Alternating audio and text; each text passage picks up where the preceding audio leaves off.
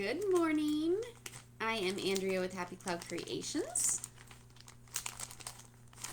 And I'm jumping on today because it's week 7 of the Prismatic Party Quilt Along.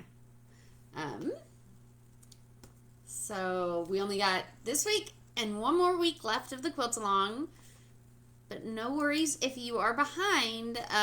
We won't be having another Quilt Along for a while. So that's okay. I'm just doing it on Facebook today. Something's wrong with my camera on my phone. So I will be doing this on Facebook. If you jump on, say hi so I can make sure I can see comments. So I hope you guys are liking this pattern. I know a few people have already finished their tops. Next week I will have a video and kind of just go over the finishing instructions next week, in case, because I know there's a lot of beginners in the group that may have never even done a quilt before and might have questions about that. Hello, Patricia. Okay, good. I can see comments. I don't like to get in. There's been times in the past where I totally couldn't see comments, and then people were asking questions, and that's kind of frustrating to ask a question, and I can't answer it. Hello, April. Hello, Linda. Sorry I can't do it over on Instagram. Something's wrong with my phone. I need to go buy a phone. Either order one or go buy one. So it's week 7, and that's the last blocks, guys. Let's see, what page is it on? Page 14. So if you're somebody that already made your, hello, Lenora. If you're somebody that's already made all your flying geese, then this week's going to go by super quick. We only have to make 4 blocks. If you haven't made your flying geese yet, I guess it tells you right here that they were made on page 6 or 7. I was hoping that would help people if they hadn't made them ahead of time. Directions to make them on 6 or 7. I personally like to just make all of my flying geese in the beginning and all my half square triangles in the beginning. That way they're done, and then it's just like a piece you have to worry about. It's not constructing it that you have to worry about it. Hi, Sue. Hi, Amy. A lot of people are jumping on today. I didn't think anybody would because this one is so easy, guys. You're just jumping on so I don't feel alone, huh? I guess I'll get into it. So, super easy. Once your flying geese are made, down here kind of just has a little diagram on how to sew them. So you're going to sew your square to a flying geese. And when you're doing that, make sure that the point, your stitch line is going right above that point. And that way you won't lose your point on your flying geese. And then you're going to sew a square to the corner of your flying geese. Just make sure it's the right corner, because if you were to sew it to the wrong corner, say like, I can't do it, then they won't line up correctly. So pay attention, lay them out how my diagram, and you'll be golden. And so once these are done, you're going to want to make sure to press this seam this way and this seam toward the big block. That way, when you go to pin these two together, you can nest those 2 little seams together, pin them, and so that they line up good. Hi, Mom. Amy says, next time I will do them all at the beginning. Yeah, she's going to do her flying geese all at the beginning. I just find it that it's easier. More people in the group had voted that they wanted to do all the pieces for that block that week. But maybe they didn't realize we would be doing multiple blocks each week. That may have been the case. I didn't kind of clarify in the poll. April says, I love the diagrams throughout this pattern. Very easy to follow. Awesome. I'm so glad you like them. I try to make it easy for anyone to quilt. I know you're a very experienced quilter, April, but I like them to be accessible to beginners too, you know. Amy, I love how you show us not to lose our points. Thanks, Amy. I know that was a problem of mine when I started beginning quilting. And you just don't think about those things because it doesn't look bad if you lose the points. I lose my points sometimes, okay? I've been quilting for a long time. But if you can prevent it, hey, why not just try a little? But still, sometimes I'm in a hurry and I don't like make sure things line up correctly, or I end up sewing on the wrong side. But if you sew with this facing you, it's a lot easier for you not to lose your point. And then here's my finished one. So I finished 3 of mine just because it's so easy, and then I have this last one to finish. So I don't think anyone has any questions. Does anybody have questions about that block? It's fairly easy. I know Sherry, one of my quilters, Sherry, she didn't really care for how this was just kind of going into nowhere. So she ended up making extra flying geese. I guess that doesn't work, but this one, she made extra flying geese to make just a full star in those corners. I think she may have made it like with the diamond in the center, but you don't have to. You could just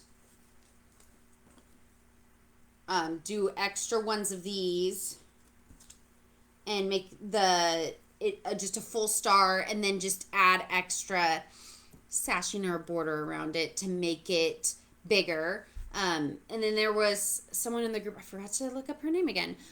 She just made this a full square of the background fabric. So like this is the baby size, and it ends up being, so you would just go down here, my ending measurement 6.5 by 6.5. But you're like, well, I don't really want that star to be in there. You can just cut out a 6.5 by 6.5 inch squares and place those in your corners instead if you don't, want that look of these and you just want that to be solid.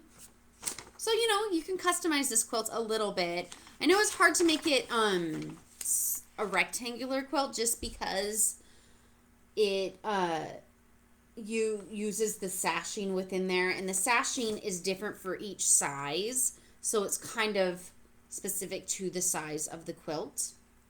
But if you were somebody that was wanting to make it a rectangular quilt, I would recommend doing this and then adding a sashing here, and then maybe just adding an extra row of these blocks to the top and bottom, because I know some people just hate square quilts. They don't bug me. I'm short though, so most square size quilts fit me. And I'm making a baby size. I thought it might be a nice lap size. So next week, so thinking ahead for next week, you're going to want to think about, do you have your binding fabric? I basically just used a color that is in my quilt. I'm using the navy because I just love navy binding. So make sure you have binding fabric. Backing fabric, I bought a lot of this so that I could use this as the backing. You're going to need some batting. I like warm and white 100% cotton batting, just because when you use, like, I have a bunch of white in here, and so when you have a batting that is like a cream color, I noticed it with the Warm and Plush, it's more of a cream color, or the Warm and Natural has specks in it. Sometimes you can see those specks through the lighter color fabrics, so I thought I'll just go with a warm and white for this one. I like this brand. I've had a different brand of cotton batting that I purchased, I think it was at Joann's, and it was cheaper. It was when I was going to make my son's twin size quilts, and I bought it and it was cheaper, and it was just so thin in spots, it wasn't even. So I got this brand because it's a little more expensive. I'm always trying to save some money, but sometimes, you can find them on sale or use coupons. I know a lot of people like bamboo batting. Hobbs is another popular batting. And if you're in a warm state, You can just put a layer of flannel in between the two layers instead of batting. April says, I like to say this is more of a medallion quilt. Glad you think it's a medallion quilt. That is what I was going for. Because somebody had requested, hey, you should do a medallion quilt. So that's kind of what I was going for. Even though the center medallion is really small, I was trying to go for that effect. I'm really happy you thought that. So we got our batting, and then how are you going to quilt it? Are you going to send it to a long armor? If you are, you want to make sure that you have enough, talk to your long armors to see how much overhang they want. The pattern amounts is calculating in 3-inch overhang on all sides. Because when I'm using my domestic machine, I can get away with 1-inch overhang, 1 to 3-inch overhang. So some long armors want more than 3 inches. I've heard that some want 4. So you want to contact your long armor before you go cutting any batting or backing fabric, just to make sure there's enough. Personally, I just quilted mine on my domestic machine, my Janome, and I just went with a basic, what was that called, checker? So I went in between. So this is extra large throw, I think. No, it's just the large throw. And so I measured, okay, what's the center point of each of those? And that's where I lined up my lines. I drew lines with my hair marker. And I used yellow thread. You probably can't see it. So a lot of times it's good to pick the lightest color in your quilt. I probably could have gone with an aqua or a yellow. I could have gone with a white. I just thought I had bought in a packet of these cotton and steel threads. And I was like, well, I have yellow. I want to try it. And I like how it turned out. You can't really see it. I don't know if you can kind of see it. It just kind of gives it like this little glow. But with this one, I will probably just use white since I do have white pieces. I haven't decided how I'm going to quilt that yet. So I'm really excited to see how you guys quilt your quilts. I have not tried free motion yet. It's something that I want to try. I probably will do it on placemats first though.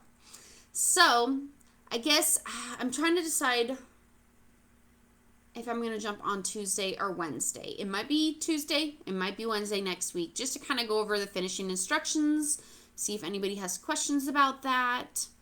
Linda says, I'm going to use my clear blue tiles from Kimberbell. That way I can do it with embroidery on a domestic machine. Oh, awesome. So is it like a template tiles? I've seen those. That's pretty cool. Yeah. So just finish up those blocks, and if you're behind, that's okay. The Quilt Along group will stay open. People can keep posting their finished quilt tops, finished quilts, for as long as you want, as long as Facebook is on the internet. I'm not sure when the next Quilt Along will be. It may be in September. I typically don't do Quilt Alongs in the summer, but if you guys are wanting one, I may do one when my next pattern comes out. I'm kind of working on that still, but I'm not sure. That's probably going to come out in April, end of April, May. So we'll see.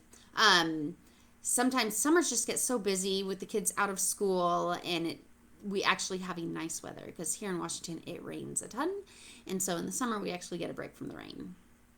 Try a freeform flower with a vine between. Ooh, that's a good idea, April.